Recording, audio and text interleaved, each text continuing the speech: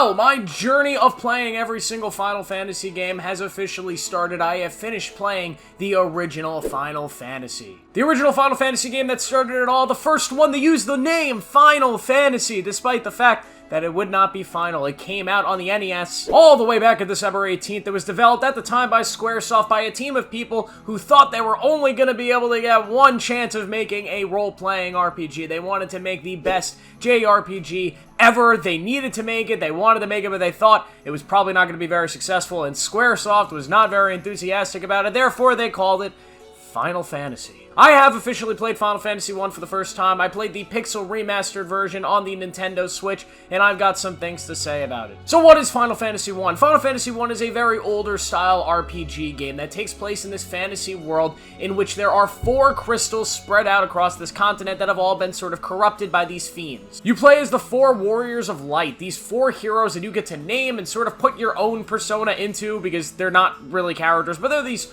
4 nameless characters for the most part that have to go across the continent, fix all of these crystals, defeat all these fiends, help the kingdom, and defeat Chaos. Yes, Chaos. Remember that game that got memed to death? That's a prequel to this.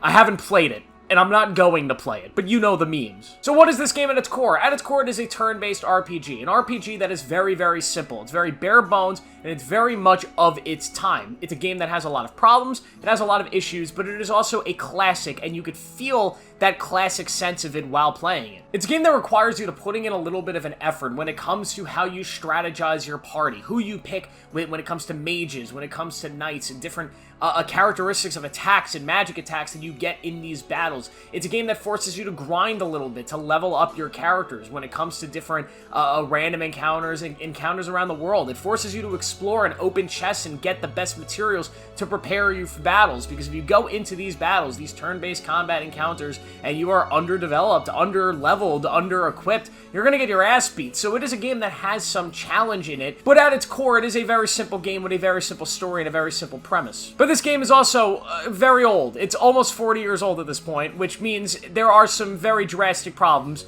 when it comes to the game design. The first big problem I have with this game right off the bat is you start the game off beautifully. You get an amazing opening kind of crawl of world building, explaining what's going on. You get an awesome little opening section where you go and you fight Garland, and there's like you're saving a princess, and it's just really good stuff, especially for the time. But then the game kind of sets you free in its world, and the game it doesn't tell you where to go or what to do, which is kind of like a bad thing to complain about in gaming nowadays, because most games these days kind of do something similar. A lot of great games do that. Talking about something like Elden Ring or The Legend of Zelda, the newest Zelda games. Those games just kind of drop you in their world and they say, go, explore, have fun. And they don't tell you exactly what to do. They don't hold your hand. This game has a similar approach, but it's not good. Because it doesn't drop you in its world and it says, go, enjoy, have fun. It drops you in the world wanting you to go to a specific location, but really not giving you much of a clue on how to get there. Therefore, I ended up playing most of this game with a guide, and there were multiple times throughout this game where I just got completely lost on where to go or what to do, and then I would figure out where I'm supposed to go, and I would go to this one location, and then I learned that I don't have the right equipment, or I don't have the right material to proceed through the story. For example, there's an awesome section later in the game where you actually go into like this underwater like kingdom area to search for like one of the fiends and one of the crystals, and there's a very specific item you need to get from one of the chests to proceed with the game, to progress through the main story of the game. And I had missed that chest. So I had done the whole mission, I'd beaten the boss, I felt awesome, I'm ready to go. I actually knew where to go after this, and I go, and I meet the dude that I'm supposed to meet, and you find out I don't have the equipment. So then I had to go on YouTube and find where the equipment is, I had to go all the way back, find the chest, and by the time you're doing all of that, you just kind of get zapped out of the game. The immersion is broken, the experience is just kind of gone, and it felt like more of a chore to play. Now, granted, this game came out in 1987, so this is not me criticizing game design from the time. For the time, this was absolutely brilliant. All I'm saying is that if I was playing this game in 1987, I would have been miserable, not having YouTube to tell me how to get through this game. And you might be saying, well, get better, just get good at games, get smarter. Well, guess what? I don't want it. I want to be dumb. I want to have my hand held. I want to be, have a seeing eye dog guide me through the game, because I'm just here for the story, man. I just want to experience a story. And there's really not much here in this story. I will say, there's a lot more story here than I thought. I remember when I was looking at reviews for the early Final Fantasy Pixel games, all I had heard is that there's essentially no story, that it's just go, right? Just go fight some bad guys and that's it. And for the most part, that is what this game is, because you don't have these central characters. But there is some pretty good world building here, and a pretty cool twist near the end of the game with the time travel and stuff. There's more here than I expected for a NES Pixel game that came out in 1987. Another thing I want to mention about this game, and this also goes into the other games, I finished Final Fantasy 2 and 3. We're going to talk about that in a second. I don't want to make full videos on those games because they sort of bleed into my opinions on this, so we will talk about that in a second. But my problem with these games, and pretty much all of these early Final Fantasy games, and I think it probably goes on until like 10 or 12 maybe, random encounters, man. They are brutal. It's the worst thing ever encountered in video games, ever put in the video games. The idea that to get from point A to point B, you're going to have to fight a bunch, like 20 randomized battles that are just boring and don't even really challenge you. It's one of the dumbest things in gaming history, and I understand in big, action games today, you kind of get the same thing. As you're in the open world, you're going place to place, especially with Final Fantasy 16, you fight a lot of random things out in the environment. I guess the difference is that kind of combat is so much more fun than turn-based. Turn-based combat is fucking boring. I know I just pissed a lot of people off. I know there are people, turn-based combat defendants, they will defend it till the day they die. It's the best combat system the world has ever created.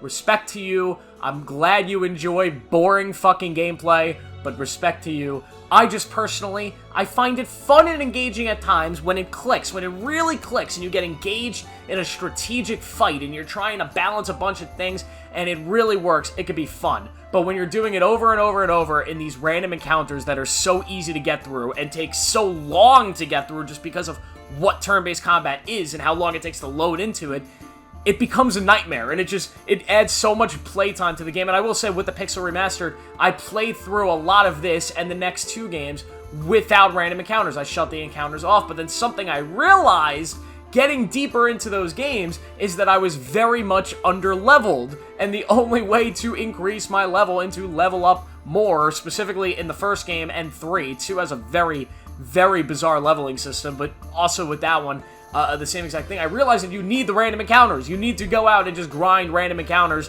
to level up your player. And for me, that's just bad game design. Like, that's just so stupid that you have to do the boring part of the game to get better. And like I said, this is not a criticism of Final Fantasy in general. These are very old games. They were testing stuff out. Granted, we don't see this type of game design in modern gaming, at least very often. So, good job, gaming. You guys did a good job getting this shit out of there. But overall, my experience with Final Fantasy 1 was great. I love the music. The music in this game is absolutely stunning, even for its time, and apparently that is a thing that goes across all of these games. I haven't played all of them yet. I've played a few. The music is really good in all of them. This game, the music is phenomenal. That underwater section, the fucking theme in that section, my god. It's got really cool art style. I actually think the Pixel Remaster looks really cool. The combat, as simple as it is, and as enraging and boring as it could be at times, I think the boss fights are really cool, very well designed.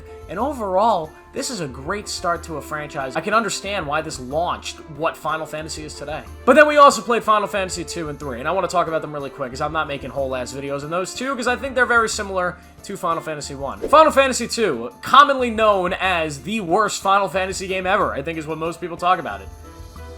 I don't know, it's not the worst thing I've ever played, but it for fuck sure has its problems, man. So Final Fantasy 2 has this really weird leveling system. It also has very weird RPG elements that I will say were very ambitious for the times, and I could see why they thought they were good ideas, but they were, in fact, not good ideas. First off, the leveling system, pretty much how every other Final Fantasy game works, at least from what I could see, at least these pixel ones, is that when you level up, the way you level up is you win battles and you progress in all of your different stats. Your strength progresses, your HP progresses, all of that works in itself. But in Final Fantasy 2, you progress stuff by using specific things. So your magic progresses from how much you use magic. Your regular attacks progress from how much you use attacks. Which all sounds good on paper until you realize your HP will only progress if you get hit a lot.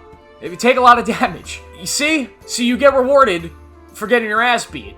There's something to that doesn't really work. Now, obviously, this combat system goes a lot deeper than that, and there's a lot more wrong with it that, listen, there are a lot smarter people when it comes to video games out there on YouTube that can explain it better than me. I'm not this big, gaming RPG guy that understands these systems intricately in and out, but it's a mess, and it made the combat a little bit more tedious to play through. You also have this weird RPG element where every single conversation, there's like keywords that you have to align with the characters. You have to learn certain keywords that gives you the edge or progression in these certain conversations.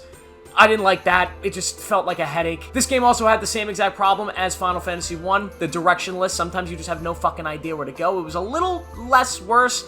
I knew where I was going a little bit more in this one than I did in the first game, but I still needed a guide to get through a lot of this. Now, something I will appreciate about Final Fantasy 2, the story I thought was great. This game has a really, really great story about this empire, which is kind of taking over the world, and you are part of the resistance, and you're fighting, and there's some cool twists and turns. I enjoyed the story. It was simple, it was easy, but it was nice. It was a nice little tale, especially for the time. And then Final Fantasy 3.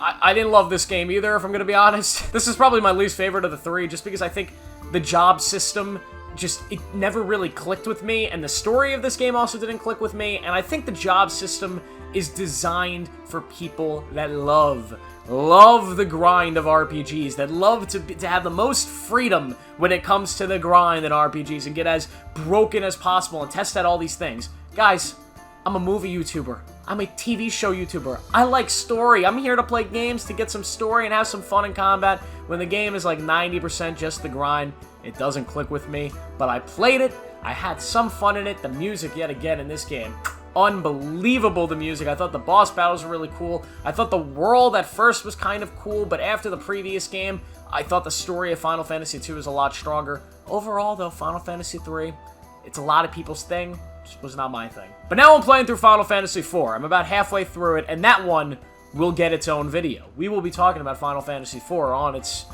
own, because that one has some meaty stuff. But please, everybody do me a favor. Subscribe to my channel, turn on notifications. There's going to be a lot of Final Fantasy content coming. I'm playing through all these games for the first time, and I want to make a big video once I'm done with all of them, where I either rank them, or I talk about them, or I do my retrospective. It's going to be an amazing thing. I'm getting through all these games. It's going to be a great time. But if you're here just for Final Fantasy, and you also like movies, TV shows, or other video games, I upload every day. I talk about it all. If you like this video, if you like what I have to offer, I will like you watching my videos. It would be very... I would appreciate it. It would be nice. I could use the views. I could definitely use the views and the money, maybe.